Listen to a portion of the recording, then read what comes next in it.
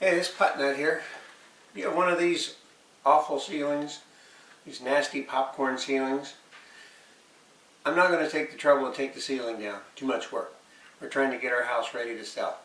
But I figured while I'm painting this wall, I'd show you the easy way to do it. So, just get a little paint on the end of your brush like that. Kind of daub it up in there. A little at a time like that. A little more paint. Go back, give it a little heavier coat. Just be careful not to get any up on the popcorn ceiling. And same thing. Daub it a little bit so you don't have too much. Don't be afraid to spread that brush out a little bit. And just daub it up in there like so. Then you go back and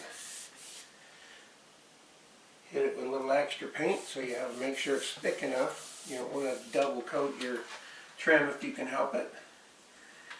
Just go, same thing, you just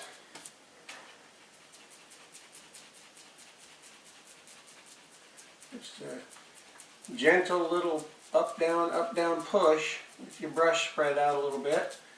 Don't get in a hurry.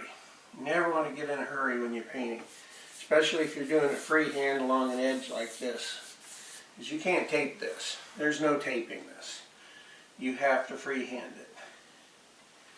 Then what I like to do while I'm up here, cut along the top edge of the door, like so. Do the top corner here same way. That way I don't have to be reaching over my head as much down below. I can more easily see what I'm doing. It's hard to see what you're doing when you're working that far up over your head. You just get up here, make sure you give yourself a good 4 inches or so at least, top and bottom, so that you can roll in between without accidentally bumping your ceiling or your trim. And that's all there is to it. Move the ladder over and show you a little more.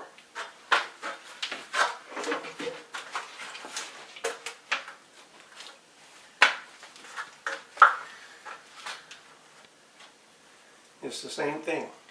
Just dip your brush in, get a little bit of paint on the end, daub it back and forth a couple of times. You don't want to have a blob on the end of your brush when you do this, or it'll get on the ceiling. And you just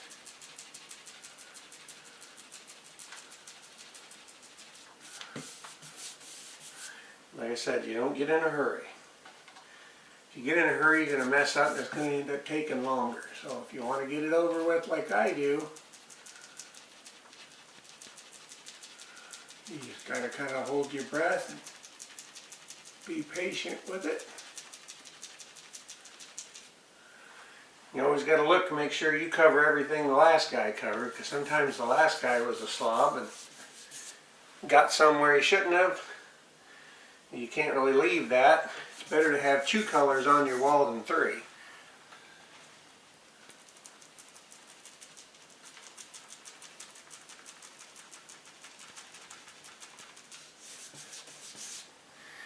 What I mean by that is you don't want to have your ceiling white and your wall tan like we're doing now, with occasional spots of that yellow or whatever you want to call that color that was on there before.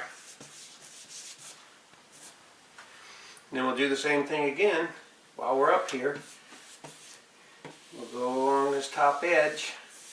I love these top edges. You can do them from the floor. It's not a problem, because no one's ever going to see it anyway. No matter how bad you mess it up, no one's ever going to see it. No one's ever going to care.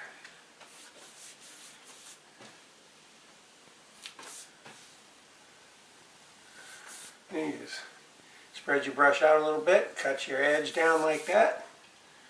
Do the same thing on the other side. You don't want to get it too wet, or it'll bubble up onto your trim. You don't want to get it up onto your trim. In a place like this where you just can't fit a roller, you just go ahead and brush fill in between. We'll go up here and do a little bit over top up here.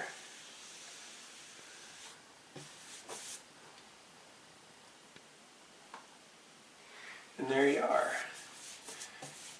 That little area there, ready for a roller. You just hit it with a roller between here and there, and you're done with it. Always go back, check, make sure you don't have any drips, any missed spots, any thin spots.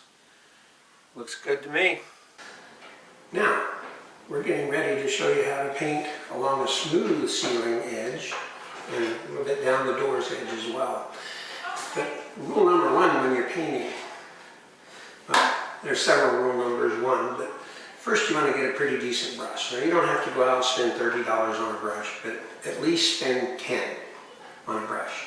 And generally, an angled sash 3-inch brush is going to do whatever you need to do easily. The straight brushes are harder to do edges with because they're straight. So the angle helps a lot, you know, the angle here. But before you start, one of the first things you need to do is take your equipment and rinse it. That way anything in there that paint might stick to will already be wet, which makes it easier to clean when you get done. Now, as with all painting, you take your brush. You can see I already got a little on that side where I smeared it on the bucket, but you dip your brush in, you get about that much. And you tip it back, make sure it's on the brush, and you dab it on the wall so that you don't have a big blob. You don't want to run down either. Then you start up in the corner. Follow the line. Keep it at about a 30 to 45 degree angle. And it kind of follows itself. See how easy that is? And yeah, it takes a little practice to freehand paint. And it sure saves you a lot of time taping. And I hate taping. And the same thing here along this edge. You dip it in, you get like 3 or 4 millimeters of paint. You go like that just to make sure you don't have any blobs on the end that are going to roll up on the other piece, up onto the trim in this case. And then you just do it. Now I'm going a little slower than usual to show you how. But you say, that's not wide enough. Well, that's true. Then you go back, you get you another dip of paint, you go back, and you do a nice wide margin, like so.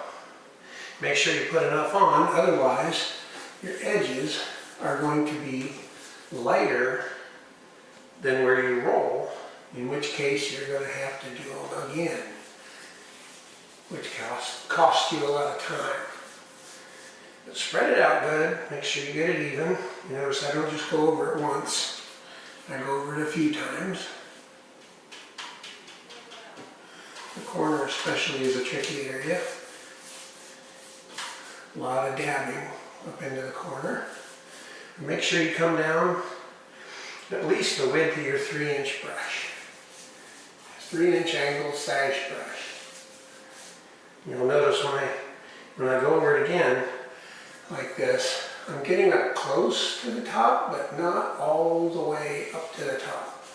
Because that tiny little edge up there, if for some reason you don't have it thoroughly covered up there, it's so small, it's not really going to matter to anybody. Now, above the doors, that's a lot easier because no one's going to see it if you mess it up.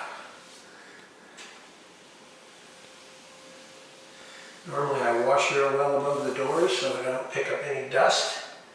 Forgot to do that this time. And this is a laundry room, so that's going to be a problem. But still, make sure you go back and forth over it good so you don't have any, you don't have any drips. Now you see here I have a couple of spots where it's bare. You might not be able to see them if they're small. But there were bumps that the last guy left on there and I scraped them off. You kind of want to dab over them once. Otherwise you'll have dull spots in your finished coat. So that's what I'm going to do now is coat over a few things that I had to spackle, and away we go. Now what will happen sometimes is even though you dab your thing a little bit, you try to get rid of, so you don't have blobs on it, Sometimes when you start coming down the edge, you put pressure on it, it might start to develop a little blob on there. This one, of course, isn't doing it because I want it to. But if that happens, it starts to get a blob on the side, which might roll up onto the trim. You just tap it like that. Take the blob off. Keep going. Now don't be afraid to bend your brush a little to get that edge like that. Don't be afraid. There's your blob. See them? Don't be afraid to bend your brush a little to get that edge. You're not going to hurt that brush. Now, you don't want to smash your brush, but just bending it a little like that, you're not going to hurt it. That's what it's made for. Okay, and another thing, when you're painting, you can do this with a roller if you're good, but most people aren't that good. Have you ever seen somebody that painted right over a socket? That looks awful, doesn't it? So when you get to one, always nice, a little daub on there. On the top and on the other side. That does two things actually. Number one, that way you don't have to get as close to it with the roller. Number two, if you put the faceplate back on before the paint's good and dry, which takes a week or two depending on the temperature and the humidity, it will stick. And then if you ever have to take it off for any reason, it's going to tear up your paint. So you want your paint to be good and cured, because it'll dry in an hour or two. But it won't cure for a week or two.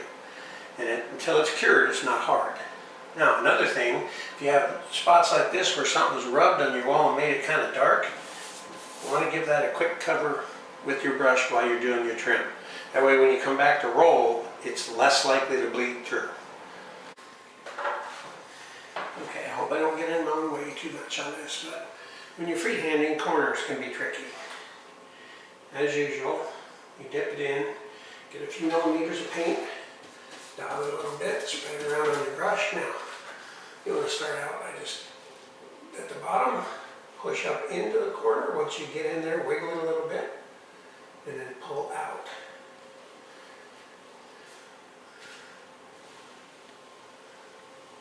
Like so.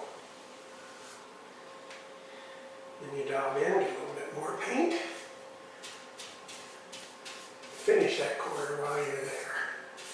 Go ahead and come on down and finish that corner while you're there. Hopefully the autofocus doesn't mess that up much. I'm going to do the other side and maybe you can see it if it didn't work the first time. But down below it. Push up into the corner, wiggle a little bit, give it a pull. Once you get it started, and you see I got some stuff starting to bob. Dab it on there so it doesn't roll up onto the ceiling. Then we have a problem. And the same as usual. Just cut it from there. And it's easier to dab and pull right up into the corner like that.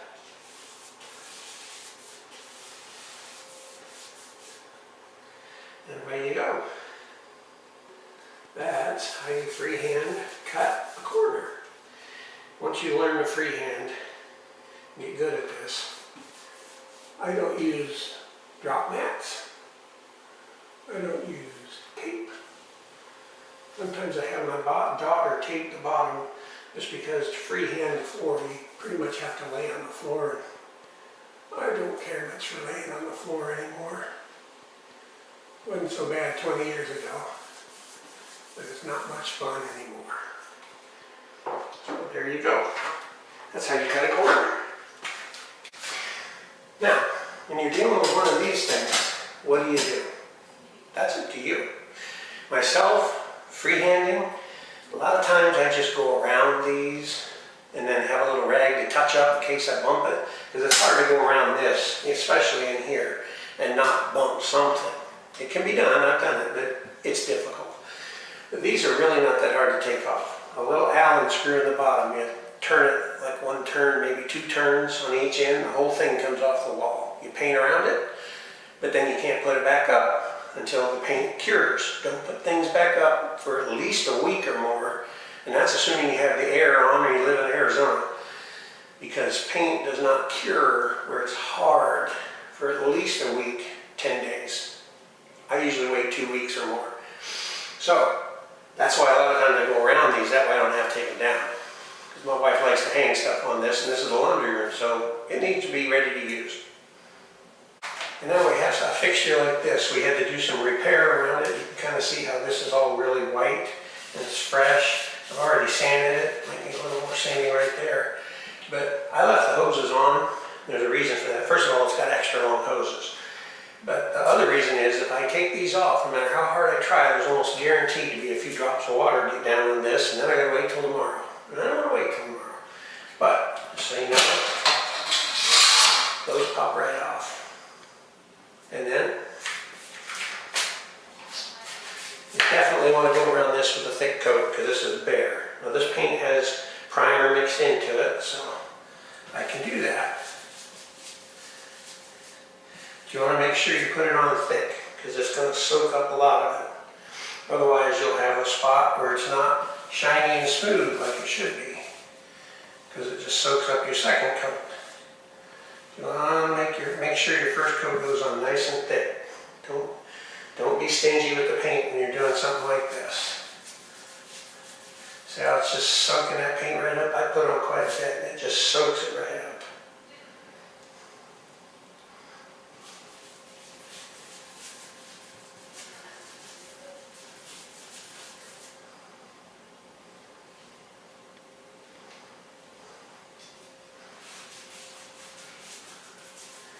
And getting back here in the corner, same thing. Nice thick coat back there. Now, if you're planning on doing down by the floor, I'd recommend you get a teenager, if you have one, and have them tape it off for you like so. Just makes it easier. But even if you don't, I did back there this way. If you don't want to tape it, you don't really have to. But I usually use a slightly older brush for the bottom. Basically the same as you do the top and anything else. You get yourself kind of get it pointed, and then you ride it along there like that. But see, I don't have to worry about getting it on the bottom because it's been taped. And that's kind of handy. Normally if you want to freehand around the floor, you pretty much have to lay on the floor, which is not fun. So, and I usually use a slightly older brush because when you're doing down by the floor, it eats it up a little bit. Yeah, it ends up getting smushed, it ends up getting a little dirty. This brush I've had I bought it back in 1992. It's 2021 now. I'm still using this brush. I don't know how many times I've used it, but it's down to the end of its usability. And as long as it's been taped off, this brush still works fine. It's just a little stiff for doing the edges. Okay, now we're going to talk a little bit about rolling. There's a few different schools of thought on rolling, but this is how I like to do it. First I, of course, get the roller ready. I start along the wall, and I do the top half. I'll go about there, and zag over a little bit, overlap, flip it over, put my track back here, which is just kind of like what you see here. That way everything you go over everything several times, make sure it's thoroughly covered. You don't have any patches where the old color shows through. Now I'm starting to get a little thin here, so I'm just going to come back down where I started. And then what I like to do is come back to the first roll. You can see, I don't know if you can see it, there's a little line there where it doubled over. And you don't put any pressure, you just roll that up to make sure it's smooth. Just like that. Now, one of the things I can tell you, don't go to the Dollar Tree to buy these handles, or the covers. Don't get a high-end cover, because they're really not worth washing out. So just get you, the 3 for $7 at Walmart or something, those are good enough. You want a middle of the road cover because they're better off to just wrap a grocery sack around them, pull them off and throw them away. I've tried washing them. They don't work right after you wash them and they are a mess. They make a mess when you wash them, so just throw them away. But the handle, you want to spend more than $10 on the roller handle. It's worth every penny, I promise you. You will never regret it. I know they have them at the Dollar Tree for $1. You're going to struggle so much with those. So spend the money, get a good handle. And this is a nice little extension handle. Push the button. It's solid. And it works great. Screws right on. Just screws right on there. I do window cleaning for a living, so that's what I originally bought it for, but it's better for painting, actually. It's good and solid. So, let me show you how you dip your roller. Anyway, you got your paint in there, and you only fill the bottom half, like you see there. You roll it in, touch it, pull it up, touch it, pull it up, touch it. And you just keep doing that till you get a nice even coat all the way around. You want to make sure it's nice and even, thick, but not dripping. You don't. And once you get it, now see, once you get it where it's good and wet, you roll it on there a few times like that to even it out. Sometimes you might even want to go like that, because sometimes it'll get a little extra on one end. You roll it in there a few times, and then you go up and put it back on the wall. Okay, we're going to go over this again. Just to make sure we got it. Now, you'll see here I'm putting gentle pressure on the roller as I roll. Gentle pressure, not too much. You don't want to go too fast. If you go too fast, you're going to get speckled. Tiny little speckles of paint flying everywhere. Everything in your room, including your face and your glasses if you wear them, your clothes are all going to be polka dotted with tiny little specks of paint. And paint nowadays doesn't wash out. It just doesn't. So, it never really did much, but there for a while, especially if you use cheap paint, it would wash out. But I mean, like I said, you go back to your first roll, no pressure. Just make sure you soak up any excess that there might be so that you don't get any rundowns in the middle of your wall, because that will happen. Then you take that excess, and you can usually get one more shot over here.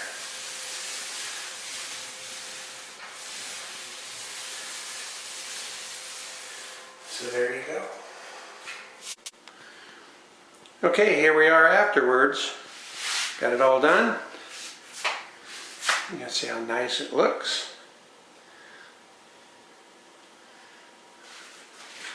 I just thought you might want to see an after video. Make sure I knew what I was talking about.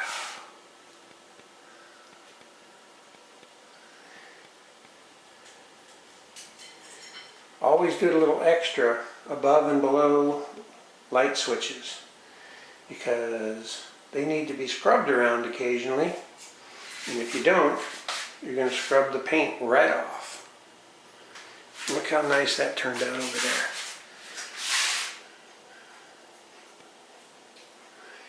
Then I'll put that square thing back up, the trim piece, in a few days when it's had a chance to harden up good. So there you go. That's what it looks like when I'm done.